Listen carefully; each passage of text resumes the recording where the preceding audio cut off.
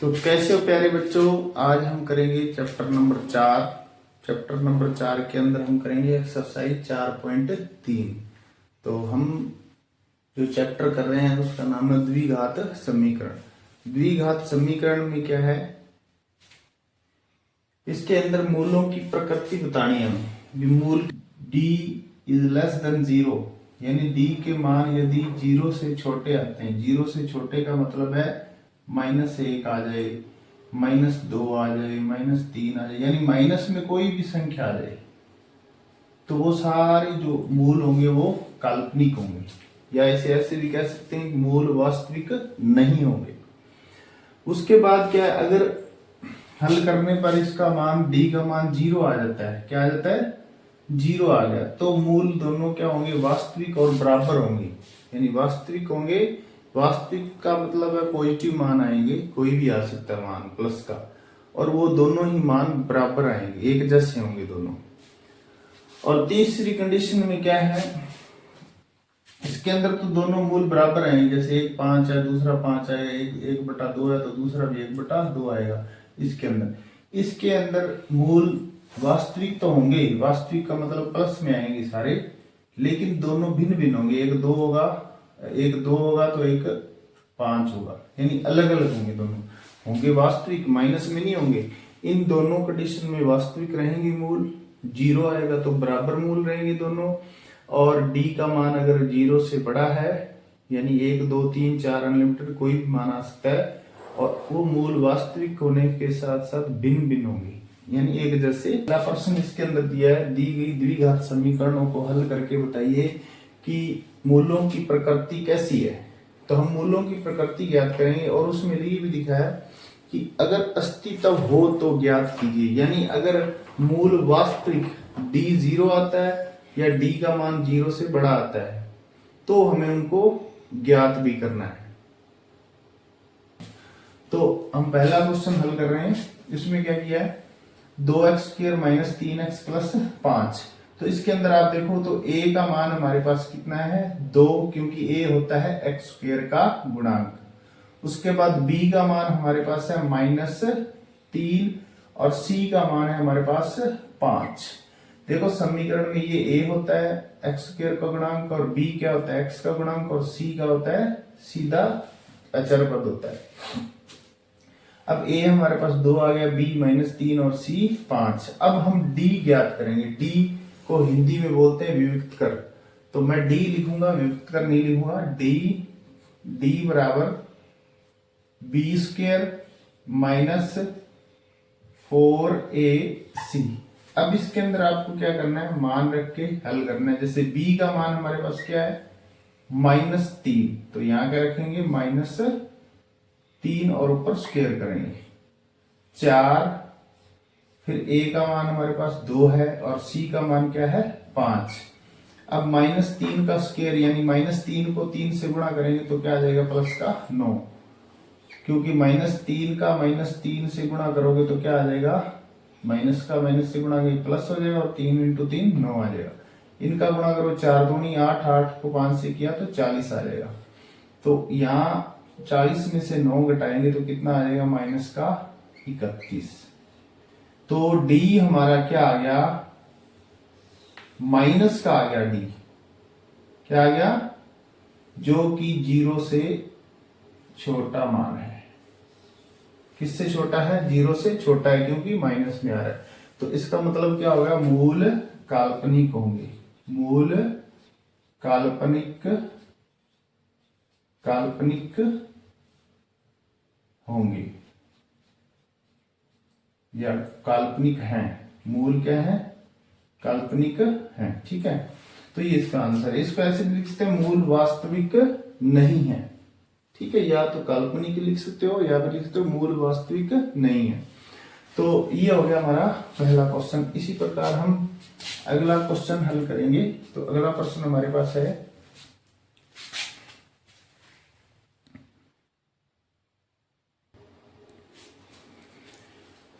तो अब है हमारे पास प्रश्न नंबर 2। प्रश्न नंबर 2 का हम जांच करके पता लगाएंगे कि इसकी प्रकृति कैसी है। पिछले प्रश्न में मूलों की प्रकृति काल्पनिक आई थी, उसने प्रश्न में लिखा है अगर अस्तित्व हो तो ज्ञात कीजिए, यानी या तो मूल वास्तविक बराबर और भिन्न भिन्न आए तो ही हमें वो मूल ज्ञात करने हैं, अगर काल्पनिक मूल आते हैं तो वो हमें ज्ञात नहीं करने। अब दूसरा क्वेश्चन हल करते हैं। यहाँ देखो a का मान 3 है और b का मान है -4√3 या x, और c का मान है 4। अब इसके अंदर वही d ज्ञात करेंगे पहले। तो b का मान क्या है हमारे पास -4√3।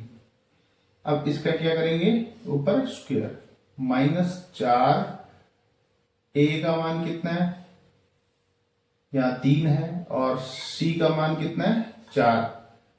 अब इसका स्क्वायर करना है, यानी √4 गुणा -4√3, माइनस का माइनस से गुणा करेंगे तो क्या हो जाएगा प्लस। ठीक है, 4 का 4 से करेंगे 4 चौके 16, √3 का 3 से करेंगे क्या आ जाएगा 3, और 16 3 48, यहाँ कितना आ जाएगा 48 प्लस तक, क्योंकि 4 का 4 से किया 16 आ गया, और √3 का √3 से करेंगे 3 आ जाएगा, और 3 का 16 से करेंगे 16 3 48, 4 3 12, 12 चौके 48।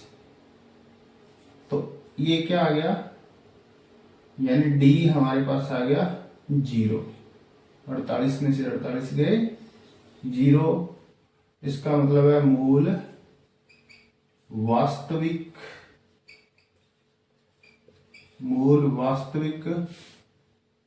एवं बराबर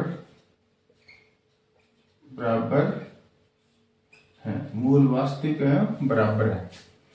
अब वास्तविक एवं बराबर है तो इन्हें हमें ज्ञात भी करना है। तो ज्ञात करने के लिए आगे हल करेंगे। अगर वास्तविक और मूल वास्तविक आए तभी आगे ज्ञात करना है, चाहे बराबर आ जाए चाहे भिन्न भिन्न आ जाए वो नहीं देखना, आपको वास्तविक आए तो ज्ञात करने। तो वास्तविक हम ज्ञात करेंगे, तो इसके लिए आपको सूत्र लगाना है मूल ज्ञात करने का, श्रीधर आचार्य सूत्र। तो श्रीधर आचार्य सूत्र से हम इसके मूल ज्ञात करेंगे। तो अब हम करेंगे श्रीधराचार्य सूत्र से इसके मूल ज्ञात करेंगे। तो मूल तो आप गुणनखंड विधि से भी कर सकते हो, लेकिन अब हम सीखेंगे श्रीधराचार्य सूत्र से मूल ज्ञात करना। अगर आपको गुणनखंड विधि मान लो ना भी समझ आई हो, या कई बार क्या आता है रूट वाला क्वेश्चन आता है, तो आप श्रीधराचार्य सूत्र से उसके मान निकाल सकते हो। पहले b²4ac ज्ञात कर लो, उसके मूलों की प्रकृति चेक कर लो कैसी होगी, फिर उसके बाद ये सूत्र आप लगा के उसको ज्ञात कर सकते हो मूलों को। तो मैं अब इसको साफ कर रहा हूं, अब यहाँ हम वो सूत्र लगा के मूल ज्ञात करेंगे। ये तो हमने चेक की थी मूलों की प्रकृति, अब हम ये सूत्र लगाएंगे और इसके मूल ज्ञात करेंगे। x बराबर क्या सूत्र लगाना है x बराबर -b प्लस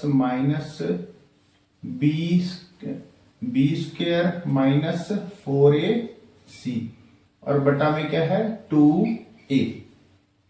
अब इसके अंदर अपने मान रखना है, माइनस सूत्र वाला लगाना ही है।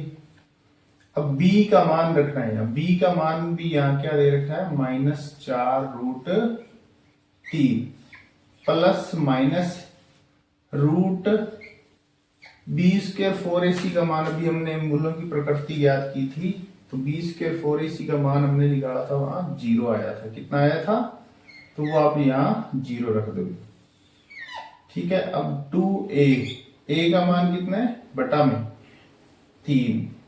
ठीक है, अब इसको हल करेंगे, माइनस का माइनस से गुणा करेंगे तो क्या हो जाएगा प्लस, यानी आ जाएगा 4√3 और बटा में आ गया 2 गुणा 3। अब ये 2 से कट जाएगा 4, 2 दूनी 4। तो अब हमारे पास क्या बच गया, यानी 2√3 बटा में 3। इतना भी छोड़ दो तो भी सही है। अगर आगे और हल करना है तो आप कर सकते हो, इसको क्या करोगे आप 2√3 और 3 इसके ऊपर यानी अंश व हर में √3 का गुणा कर सकते हो आप। तो इसका कितना आ जाएगा, √3 का 3 से करेंगे कितना आ जाएगा, 3 आ जाएगा। 2 तो है ही, √3 का 3 से √3 का करेंगे तो 3 आ जाएगा। और ये नीचे क्या बच गया हमारे पास, 3√3। अब ये 3 से 3 कट जाएगा, क्या बच गया, 2/√। तो अब हमने क्या निकाल लिया, 2/√3। तो ये आ गया x का मान। तो ये मूल क्या आ गए, दोनों वास्तविक और बराबर। 2/√3 2 बार लिख दोगे आप, यहाँ लास्ट में लिख देना मूल। यहां मैं लिख रहा हूं इधर, मूल क्या होंगे, 2/√3 और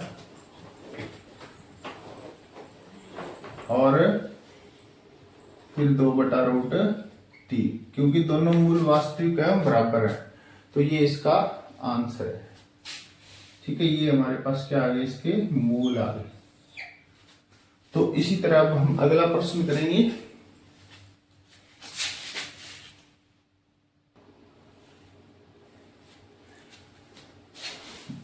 तो अब है हमारे पास प्रश्न नंबर 3। पहले का तीसरा प्रश्न है, इसमें हम इनकी मूलों की प्रकृति याद करेंगे। मैंने वो साफ कर दिया, आपने नोट कर लिए होंगे। तो आपको उनको याद करना है, इस माइंड के अंदर स्टोर करना है उन सूत्रों को, क्योंकि स्टोर की हुई चीज ही बाहर आप उसको यूज कर सकते हैं। जैसे खाली टंकी होती है ना, पानी वाली टंकी खाली हो तो आप उसका नल छोड़ोगे तो उसमें कुछ नहीं निकलेगा। जब तक आप उसको भरोगे नहीं पानी से, तब तक उसमें से पानी नहीं। इसी तरह हमारा माइंड जो है, अगर जब तक आप उसके अंदर स्टोर नहीं करोगे कुछ भी याद करने वाली चीजें, तो तब तक आप नहीं बता सकते। हमें इसको अपने माइंड के अंदर स्टोर करना है। जितने भी गणित के सूत्र हैं, हमें तुरंत अपने याद आ जाना चाहिए, ये सूत्र यहाँ लगाना है। तो यहाँ हमें देखना है, मूलों की प्रश्न में लिखा हो मूलों की प्रकृति याद कीजिए। तो आपको मूलों की प्रकृति याद करने के लिए सबसे पहले a का वैल्यू 2 लिख लो, b का वैल्यू कितना है यहाँ -6, और c का मान कितना है यहाँ 3। हमें पता है d याद करना है, डिस्क्रिमिनेंट। मूलों की प्रकृति याद करनी है जब भी, तो b² - 4ac आप यहाँ लिख लोगे। b का मान यहाँ रखेंगे तो -6 है, -6। 4 गुणा a का मान 2 है और c का मान कितना है 3। इनको हल करेंगे, 6 का 6 से गुणा करेंगे। 6 का स्क्वायर का मतलब है 6 का 6 से गुणा करना। 6 का वर्ग कितना होता है 36, और इनका गुणा करोगे 4 दूनी 8, 8 3 24। तो 36 में से 24 घटा देंगे तो d का मान कितना आ जाएगा,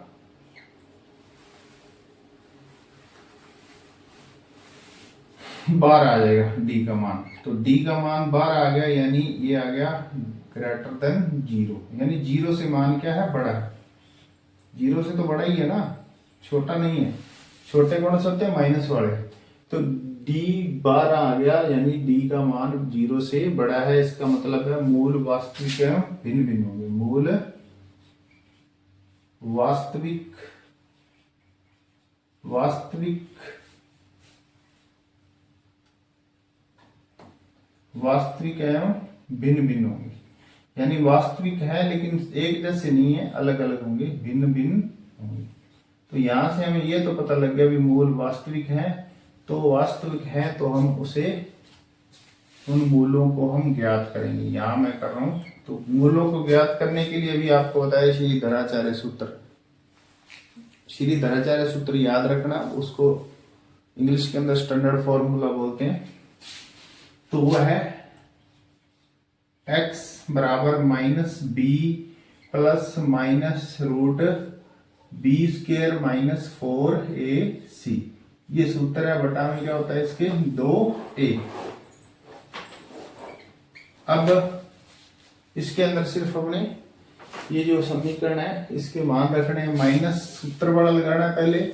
b का मान भी यहाँ क्या -6 और प्लस -√b² 4ac का मान हमने यहाँ निकाल लिया है, 12 आया है। कितना आया 12। तो यहाँ क्या रख दोगे 12। बटा में क्या रखेंगे 2 गुणा में ए का मान हमारे पास कितना है यहाँ 2 है, तो ये आ गया 2। इसको हल करेंगे, माइनस का माइनस से गुणा हो गया प्लस हो जाएगा, तो ये आ जाएगा 6 प्लस रूट 2 12, और 12 को हम लिख सकते हैं 4 इंटू 3 तोड़ के, 4 3 12 लिख सकते हैं, और इसको लिख दो 2 दूनी 4। अब 6 यहाँ 6 प्लस माइनस 4 का वर्गमूल हो जाएगा, ये आ जाएगा यहाँ बाहर 2, और रूट 3 लगा रहेगा, क्योंकि 3 का वर्गमूल जो होता है वो दशमलव में आता है। 4 का वर्गमूल क्या होता है 2 होता है, और बटा में क्या है हमारे पास 4। अब इसमें क्या करेंगे, देखना है आपको, यहाँ ऊपर वाले अंश के अंदर कॉमन क्या है, 2 का भाग चला जाएगा दोनों में, तो 2 बाहर निकाल लो यहाँ से, 2 जो कॉमन लिया जाता है उसका वापस भाग देते हैं, 3 दूनी 6 प्लस माइनस यहाँ क्या आ जाएगा, 2 का 2 का भाग देंगे 1 आ जाएगा, यानी रूट 3 रह जाएगा अंदर, बटा में 4। तो 2 को इससे काट दो, 2 दूनी 4, यानी हमारे पास आ गया 3 प्लस माइनस रूट 3 और बटा में 2। अब इसके मूल क्या आ गए हमारे पास, x बराबर 2 बार लिखोगे आप इसको, एक बार प्लस लेके लिख लो, 3 प्लस रूट 3 बटा 2, और एक बार माइनस लिख लो, 3 माइनस रूट 3 बटा में 2। तो ये आ गए मूल, दोनों मूल आए हैं, वास्तविक तो है लेकिन भिन्न भिन्न है। कैसे लिखना है, पहले ये प्लस लगा के लिख देना है, 3 प्लस रूट 3 बटा में 2। अब माइनस लगा के लिखना ही, क्योंकि ये 2 मूल है, 2 अलग अलग मूल होंगे दोनों, एक बार प्लस लगा के लिख दो इसमें और एक बार माइनस, ये दोनों मूल आ गए। तो इस तरह हम इसका हल ज्ञात कर सकते हैं। पहले मूलों की प्रकृति ज्ञात करेंगे और उसके बाद इसके अगर अस्तित्व है तो ही ज्ञात करेंगे। अस्तित्व है का मतलब है अगर 0 आ जाए, बी स्क्वायर 4ac का मान यानी डी का मान 0 आ जाए या 0 से बड़ा आ जाए तो आप इसके मूल ज्ञात करोगे। अगर माइनस आता है, मान काल्पनिक आते हैं, तो इसका वैल्यू ज्ञात नहीं करना। तो अब हम करेंगे प्रश्न नंबर 2।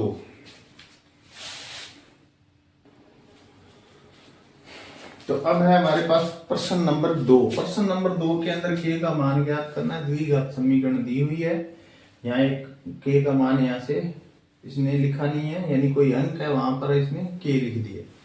तो इसमें एक कंडीशन दे रखी कि मूल बराबर है। द्विघात समीकरण के मूल क्या है, बराबर है। अभी आपको मैंने पीछे नोट करवाया, यदि मूल बराबर होते हैं यानी मूलों की प्रकृति कैसी होती है, बराबर होती है, तो उसका डी क्या होता है, बी स्क्वायर 4ac हमारा 0 होता है। जब मूल बराबर होते हैं तो डी का मान क्या होता है, 0। तो ये हमें कंडीशन याद होगी तो हम इसको हल कर सकते हैं।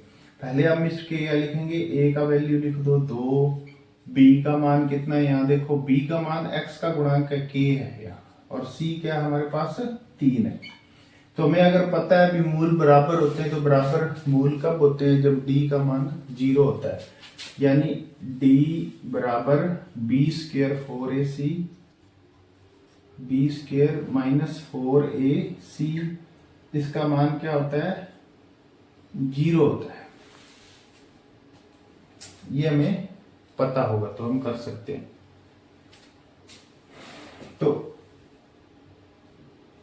अब इसका मान रख देंगे, इसमें b स्क्वायर का मान रखेंगे, b का मान क्या है हमारे पास k, यहाँ क्या रख देंगे k स्क्वायर 4ac, a का मान 2 है, c का मान 3 है, बराबर क्या रखेंगे 0। तो k स्क्वायर 4 दूनी 8, 8 दिए 24 और बराबर क्या आ गया 0। हो सके तो बराबर सीध में लेके चलना और आपको नंबरों का इजाफा हो सकता है। तो k स्क्वायर बराबर क्या आ जाएगा, माइनस का 24 इधर जाके क्या आ जाएगा प्लस का। तो k बराबर क्या आ जाएगा, इसका वर्ग हटाएंगे तो क्या इधर लग जाएगा, वर्गमूल का निशान लगा देंगे और वो प्लस और माइनस 2 वैल्यू आएंगी उसकी। 24। ठीक है, k का मान क्या आ गया हमारे पास, इसको प्लस माइनस, इसको हम कैसे लिख सकते हैं, 4 गुणा 6, 6 चौके 24। तो 4 का वर्गमूल क्या होता है, 2, 2 बाहर आ जाएगा और रूट 6 अंदर रह जाएगा। तो k के मान आ गए हमारे पास, प्लस का 2 रूट 6 भी हो सकता है और माइनस का 2 रूट 6 भी हो सकता है। ये हमारे पास k का मान आ सकता है, यानी k के मान 2 होंगे, या तो प्लस का 2 रूट 6 हो सकता है और माइनस का 2 रूट 6 भी हो सकता है। तो इस तरह हम k का मान निकालेंगे। तो अब हमारे पास प्रश्न नंबर है 2। प्रश्न नंबर 2 के अंदर हमें द्विघात समीकरण बनानी पड़ेगी, क्योंकि इसके अंदर ब्रैकेट रूप में दिया है। तो क्या करेंगे, kx का x से गुणा करेंगे तो ये आ जाएगा kx स्क्वायर, और kx का 2 से करेंगे तो आ जाएगा 2kx प्लस 6 बराबर 0। तो अब इसके अंदर तुलना करेंगे, a बराबर क्या आएगा, k, और b का मान क्या आ जाएगा, -2k, क्योंकि a होता है x स्क्वायर का गुणांक, b होता है x का गुणांक, x को छोड़ के बाकी क्या है -2k, और c का मान क्या है हमारे पास 6 है। अब हमें मूल तो बराबर है, मूल बराबर है, तो d का मान क्या आएगा, d का मान यानी b स्क्वायर -4ac बराबर क्या आएगा 0। तो b का मान हम रख देंगे, b का मान हमारे पास है 2k, और ऊपर स्केयर लगाएंगे -4ac, a का मान हमारे पास k है, और गुणा में c का मान हमारे पास क्या है 6 बराबर रखेंगे 0। इसको हल करेंगे, 2 का वर्ग करेंगे तो आएगा 4, क्योंकि माइनस का -2 से गुणा करेंगे माइनस से 4 आ जाएगा, तो k का स्क्वायर, और इसका आ जाएगा 6 चौके 24 के बराबर क्या आ जाएगा 0। 4 का भाग दे दो, दोनों में भाग जा रहा है, या 4 कॉमन निकाल लो, तो मैं 4 का भाग दे रहा हूं, k स्क्वायर, और 6 चौके 24 के बराबर 0। तो कैसे कर सकते हो, ये 4 कॉमन लेके और 4 का इधर 0 में भाग देंगे, 0 हो जाएगा। या तो मैंने तो सीधा बताया आपको, अगर भाग जाता तो सारे के अंदर सेम संख्या का भाग दे दो, यहाँ 4 का जा रहा है, 4 एकम 4, 6 चौके 24, 0 में 4 करेंगे 0 आ जाएगा। ठीक है, तो ये छोटी होगी समीकरण। इसके अंदर अब हम क्या करेंगे, k कॉमन ले लेंगे, k कॉमन लेंगे तो अंदर क्या बचेगा, एक k बच जाएगा, और इधर क्या बचेगा 6 बच जाएगा बराबर 0। k बाहर निकाला, एक k यहाँ बच जाएगा, और -6 रह जाएगा, k यहाँ से बाहर आ गया। अब हमें दोनों को अलग अलग 0 के बराबर रख लेना है, यानी क्योंकि ये 2 हो गए ना, ये अलग हो गया और ये अलग हो गया, तो k बराबर 1 तो आ जाएगा 0, और दूसरा मान क्या आ जाएगा, k बराबर -6 बराबर 0, यानी k इक्वल टू क्या आ जाएगा 6। तो एक आ गया k का मान 6 और दूसरा आ गया 0। तो यानी यहाँ k का मान 0 रखते हैं, तो k को हटा के 0 रखोगे, 0x स्क्वायर प्लस -2, k की जगह 0 रखेंगे, 0x प्लस 6, तो ये 0 हो जाएगी सारी समीकरण। तो k का मान 0 क्या है, असंभव है, यानी k ये क्या है असंभव, k बराबर 0 क्या है, अमान्य लिख देना, अमान्य। कौन सा, ये बड़ा, k बराबर 0 अमान्य। तो k का हमारा वास्तविक मान क्या होगा 6 है। ठीक है, तो अब हमारे पास प्रश्न नंबर 3 है। प्रश्न नंबर 3 के अंदर दिया है, एक आयताकार बगिया की लंबाई जो है चौड़ाई से दुगनी है, यानी लंबाई क्या है चौड़ाई से दुगनी है, और इसका क्षेत्रफल दिया है बगिया का 800 वर्ग मीटर। तो हमने मान लेना है, मानना आयताकार बगिया की चौड़ाई क्या है x मीटर, और उसने लिखा है लंबाई चौड़ाई से दुगनी है, तो चौड़ाई x मानी तो लंबाई कितनी हो जाएगी, दुगनी मतलब 2x हो जाएगी, 2x मीटर हो जाएगी। तो दोनों की हमारे पास लंबाई आ गई, दोनों की क्या आयताकार बगिया की हमारे पास क्या आ गई, लंबाई और चौड़ाई आ गई। अब प्रश्न अनुसार क्या दे रखा है, प्रश्नानुसार प्रश्न के अनुसार इसके अंदर दे रखा है आयताकार बगिया का क्षेत्रफल कितना है, बराबर 800 मीटर स्क्वायर है, यानी वर्ग मीटर है। तो हमें आयत का क्षेत्रफल का सूत्र पता है, लंबाई गुणा चौड़ाई। लंबाई गुणा चौड़ाई होता है, बराबर में क्या आएगा 800 मीटर। ठीक है, लंबाई हमारे पास कितनी है x और चौड़ाई, लंबाई 2x है, कितनी है 2x और चौड़ाई कितनी है x, बराबर कितना आएगा 800। 2x का गुणा करेंगे x से तो ये आएगा 2x की पावर 2, क्योंकि घात का घात से जोड़ हो जाता है जब गुणा करते हैं 800।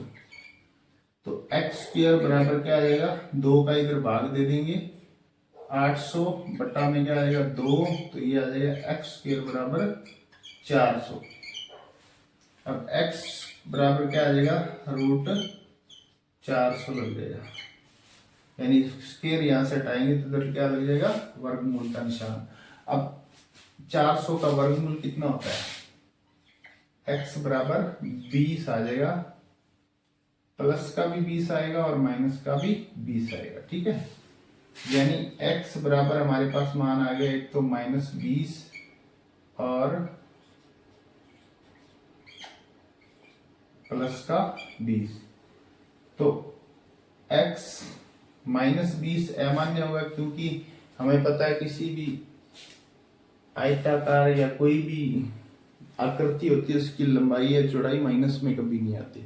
तो हमें माइनस वाला मान छोड़ देना है और 20 ले लेना है, यानी x बराबर क्या आ गया 20। तो ये जो लाइनें आपको लास्ट में लिखनी है, यहाँ माना हटा के, यहाँ मैं हटा रहा हूं इसको, तो x 20 हमें ये नहीं लेना, ये अमान्य लिख दोगे, -20 अमान्य, क्योंकि किसी भी कोई भी आकृति या कोई भी खेत है उसकी लंबाई या चौड़ाई माइनस में कभी नहीं होती। तो यहाँ x कितना क्या मानना था अपने, चौड़ाई मानी थी, चौड़ाई कितनी आ गई हमारे पास 20, तो लंबाई कितनी आ जाएगी, लंबाई इसकी दुगनी है, यानी 2 से गुणा हो जाएगा, 20 को 2 से गुणा करेंगे, 20 गुणा 40 मीटर, यानी लंबाई कितनी 40 है और चौड़ाई कितनी है 20, क्योंकि उसने कंडीशन दी थी कि चौड़ाई से लंबाई दुगनी है, यानी चौड़ाई का दुगना कर दिया तो 20 गुणा 40 मीटर होगी। तो ये आपको ध्यान रखना है, प्रश्न के अंदर क्या पूछा जा रहा है, आपको -20 नहीं लिखना, आपको ये थोड़ा सा ध्यान रखना है कि लंबाई चौड़ाई कभी माइनस में नहीं होती। तो अब हम करेंगे प्रश्न नंबर 4।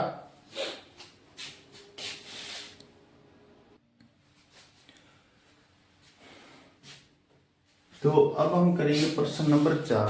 तो प्रश्न नंबर 4 के अंदर एक कंडीशन है, एक शब्द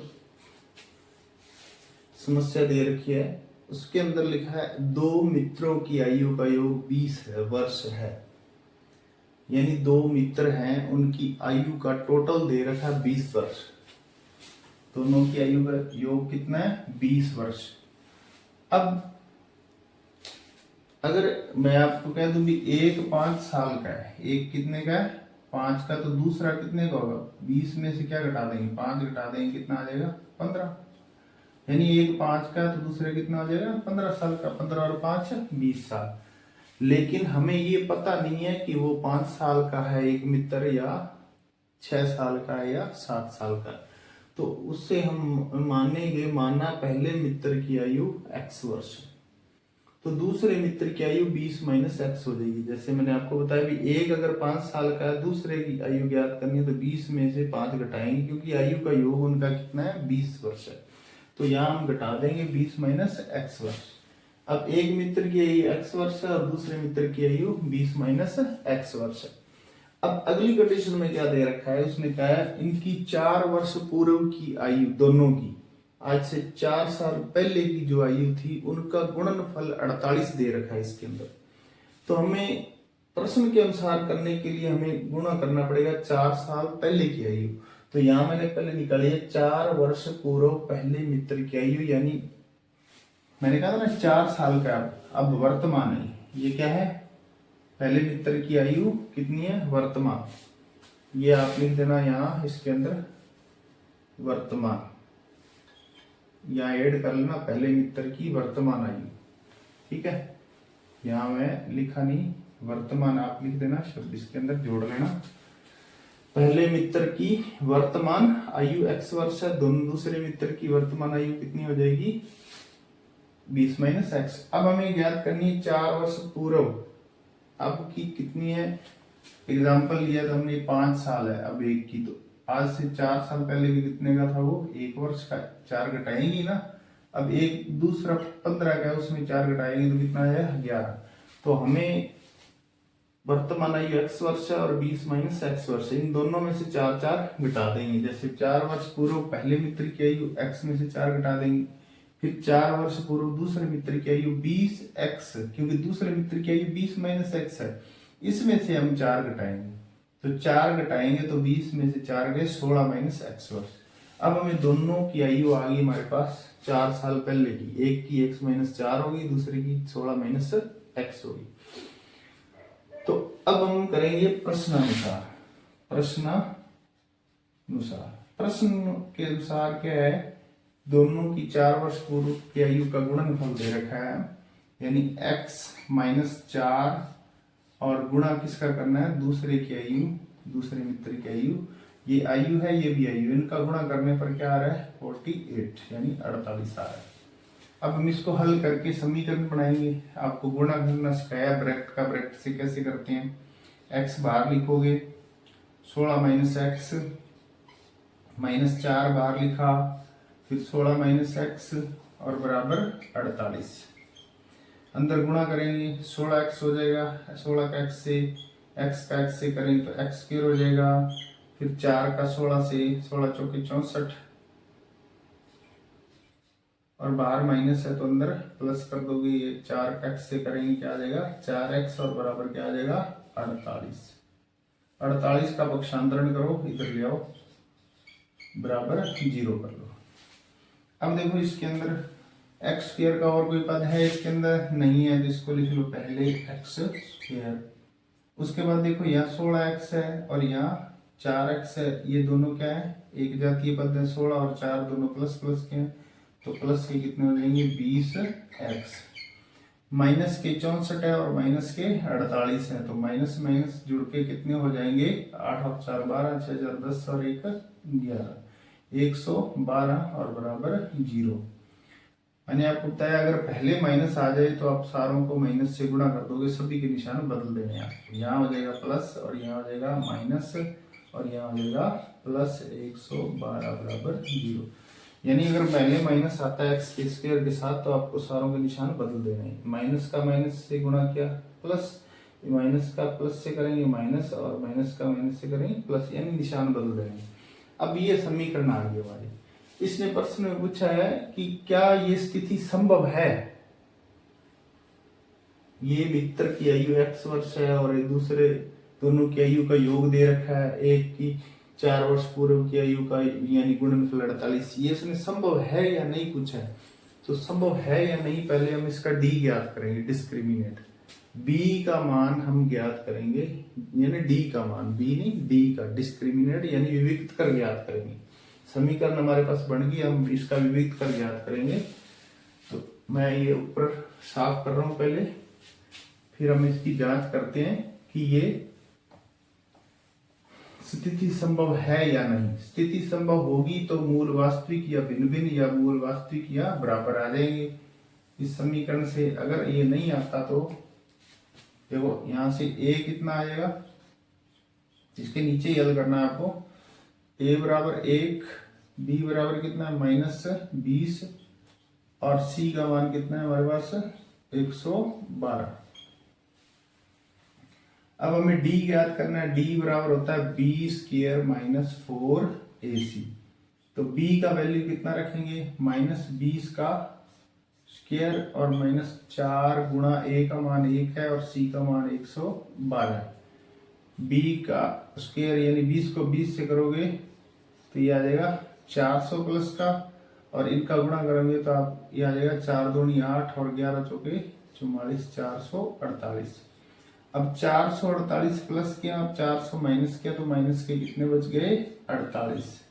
तो डी यानी ये आ गया लेस देन 0, यानी डी का मान -48 आ गया, 0 से मान आ गया छोटा। तो इसके जो ये आप लिख दोगे, यह स्थिति संभव नहीं है। तो ये हमारे पास आ गया डी का मान -48, यानी 0 से छोटा मान आ गया। तो मूल क्या होंगे, काल्पनिक होंगे। मैंने आपको वो पहले वाली कंडीशन लिखवाई है। मूल काल्पनिक है तो यह स्थिति संभव नहीं है, यानी ये जो उसने कंडीशन दी है अभी, एक लड़का यानी एक मित्र है, उसकी आयु, हम दोनों की आयु का योग 20 वर्ष है और 4 वर्ष पूर्व उनकी आयु को घटा दिया जाए तो फिर वो 48 आ जाएगा गुणनफल।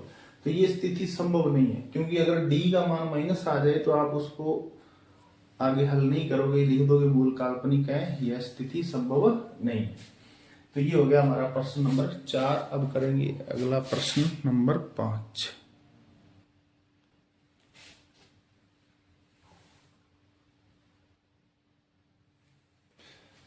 तो अब है हमारे पास प्रश्न नंबर 5। प्रश्न नंबर 5 के अंदर क्या कहना चाहता है कि एक ऐसा पार्क बनाना संभव है जिसका परिमाप तो 80 मीटर है और इसका क्षेत्रफल है 800 वर्ग मीटर है। तो क्या कहते हैं, ऐसा पार्क बनाना संभव है जिसका परिमाप दे रखा है 80 मीटर और इसका क्षेत्रफल कितना है 800 वर्ग मीटर। तो हमें इसको जांच करके पता लगाना है कि ऐसा परिमाप यानी ऐसा आयताकार पार्क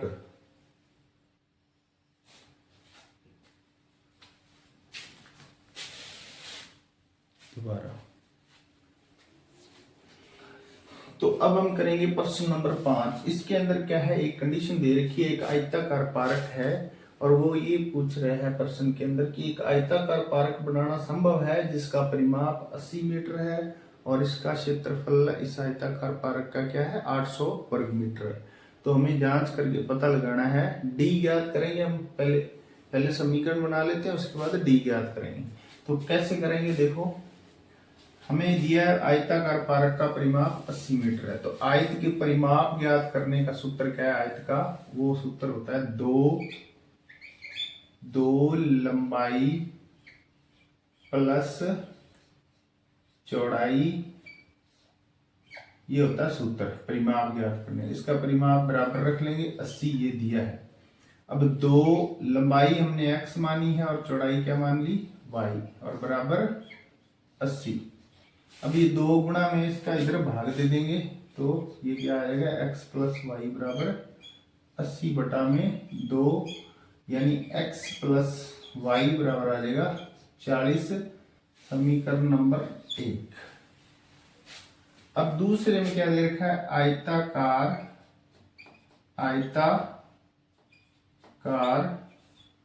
पारक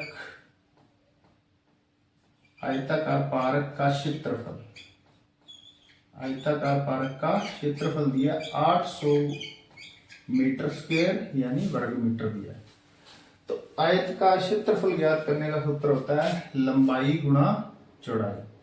क्या होता है, लंबाई गुणा चौड़ाई बराबर 800। लंबाई कितनी है x और चौड़ाई कितनी है गुणा y बराबर 800। तो ये होगी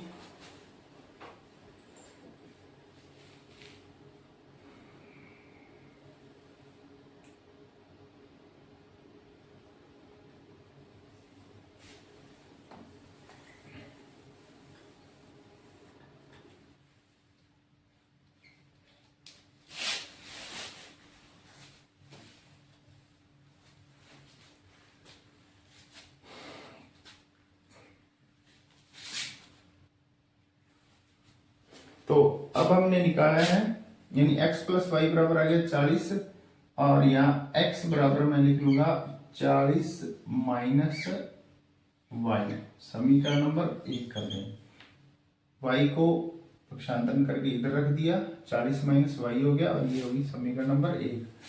अब दूसरी कंडीशन में दे रखा है आयताकार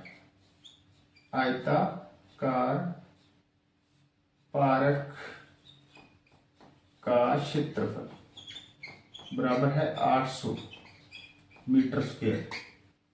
ठीक है, या नीचे लिखोगे, जगह कम है इसलिए मैं यहां लिख रहा हूं। तो अब हमें पता है आयत का क्षेत्रफल ज्ञात करने का सूत्र होता है लंबाई गुणा चौड़ाई, बराबर क्या आना चाहिए 800। लंबाई हमारे पास x है और चौड़ाई गुणा में क्या है y, और बराबर आ गया 800। ये होगी समीकरण नंबर 2। अब 1 व 2 से मैं इसको साफ कर रहा हूं ऊपर। समीकरण 1 व 2 को हल करेंगे। देखो 1 व 2 को कैसे हल करेंगे, तो समीकरण 1 से या लिखोगे समीकरण 1 व 2 से करना क्या है, देखो x बराबर 40 माइनस वाई है, यहां हम x को हटा के क्या रख देंगे 40 माइनस वाई, और y हमारे पास बाहर है y। ठीक है, बराबर क्या आ जाएगा 800। क्या किया, इस समीकरण में x को हटा के क्या रख दिया 40 माइनस वाई, क्योंकि x समीकरण 1 में हमने x बराबर 40 माइनस वाई निकाला।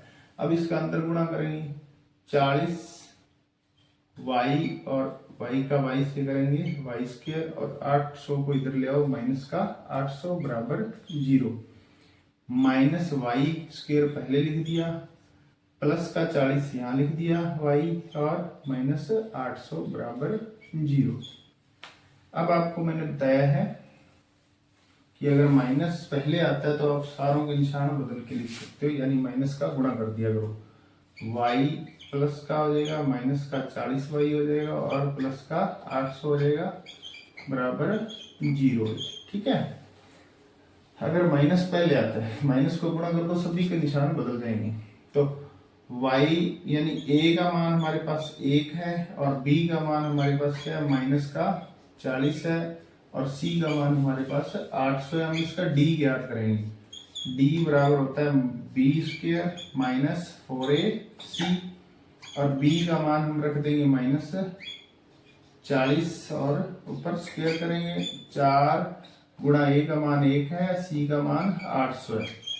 तो इसको हल करेंगे, 40 को 40 से गुणा करेंगे 1600 आ जाएगा प्लस का, और माइनस 800 के 3200 आ जाएगा।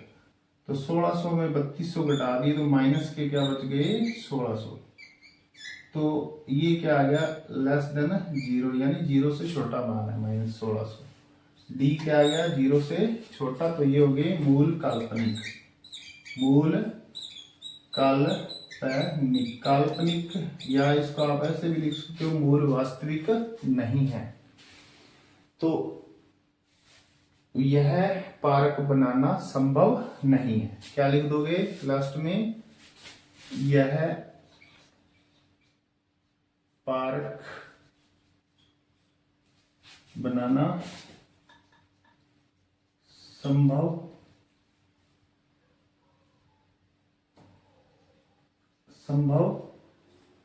नहीं है, यानी ये जो पार्क है नहीं बनाया जा सकता, क्योंकि इसके मूल क्या आ गए काल्पनिक आ गए।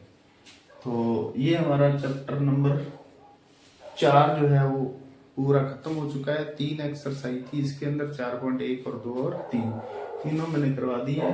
तो अब हम अगले नए चैप्टर के अंदर मिलेंगे। तो तब तक के लिए ओके, बाय बाय, टाटा।